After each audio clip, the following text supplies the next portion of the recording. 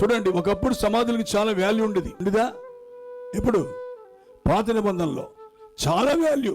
ఎందుకంటే మీకు ఒక చిన్న విషయం చెప్తా. యోబు ఆ రోజు ఏమన్నాడు? నా విమోచకుడు సజీవుడు అన్నాడు కదా. సజీవుడు అన్నాడంటే అతను దర్శనాన్ని చూశాడు. ఎక్కడ యేసు ప్రభు వారు మృతుల్లోంచి లేచాడో ఆ స్థలాన్ని చూశాడు. ఎవరు? యోబు. దేవునికి మహిమ కలుగునుగాక. యోబు గొప్ప ప్రవక్త, జరగబోయే గొప్ప కార్యాలు చెప్పాడు. ఇప్పుడు యోబు గ్రంథంలో చెప్పిన విషయాలు జరగనివేమి, ఇప్పుడు జరుగుతున్నవేమి అన్నీ అతను చెప్పినాయి కదండి. అన్నిటి కోసం చెప్పాడు. దేవుని స్తోత్రం. ఇంకా కొంచెం ముందుకెళ్తే యోబు ఎక్కడైతే యేసు తిరిగి లేవడం చూశాడో అక్కడనే అతడు సమాధి చేయబడ్డాడు. తెలుసండి మీకు? ఆదామును కూడా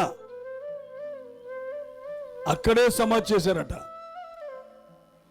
తర్వాత చెప్తున్నా, అబ్రాం వెతుక్కుంటూ పోయి ఆ మక్ఫేలా గుహ కొన్నాడు. ఎందుకు తెలుసా? అదే యోబు సమాధి చేయబడిన స్థలమై ఉన్నది. దేవుని స్తోత్రం కలుగునుగాక. ఇక యాకోబు వీళ్ళందరూ కూడా ఆ స్థలాన్ని కోరుకున్నారు.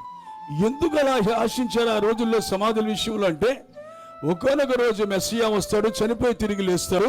గ్లోరీ టు లార్డ్, హల్లెలూయా. కాబట్టి అక్కడే జరుగుతుంది అని చెప్పి అక్కడక్కడ వాళ్ళందరూ వచ్చి అక్కడే సమాధి చేయించుకున్నారు.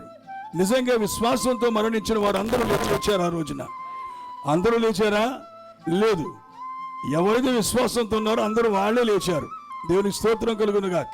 కయ్యని సంతానం లేవలే, అదే మిగతా సంతానం ఎవరు లేవలే. కేవలం హేబెలు సంతానం, నిజమైన ఆదాము సంతానం ఎవరో వారు మాత్రమే లేచారు. దేవుని స్తోత్రం కలుగునుగాక. ఇంకో మంచి మాట చరిత్ర ప్రకారంగా ఏం చెప్పారంటే, అసలు కరెక్ట్గా ఆదాము యొక్క తల ఎక్కడుందో యేసు ప్రభు సిలువ కరెక్ట్గా అక్కడే పెట్టారట పట్టుకొచ్చి. ఎక్కడండి? ఎందుకంటే ఆదాము ద్వారా మరణం వచ్చింది, యేసు ద్వారా జీవం వచ్చింది. గ్లోరీ టు లార్డ్, హల్లెలూయా. కాబట్టి మీరు అన్ని గూగుల్లోకి వెళ్ళి చదవండి, హిస్టరీస్ అన్నీ ఉంటాయి ఇందులో. కనుక ఈరోజు చెప్తున్నాను ప్రియులారా, ఈ జీవితమే చాలా ప్రాముఖ్యమైనది మనకి. ఇప్పుడు జీవితం it's very short life. Is it right? Very short life. ఒకప్పుడు 969 సంవత్సరాలు, 65 సంవత్సరాలు, 900 సంవత్సరాలు, 950, అలాగే 800, 700, 600 చాలా బతుకుతూ వచ్చారు. కానీ మన దగ్గరకు వచ్చేటప్పటికి 60, 70 ఇంకా తగ్గిపోయింది ఇప్పుడు. ఎందుకంటే సిన్ చాలా ప్రభావం అయిపోయింది కనుక మనుషులు త్వరగా చనిపోతున్నారు. It's very very short life. There is only one life. తిరిగి మళ్ళా పుట్టడం అనేది జరగదు. మరో జన్మ లేదు, పచ్చి అబద్ధం. కరెక్టేనా? అయితే ప్రియ సోదరులారా గమనించండి, only one life, very short life.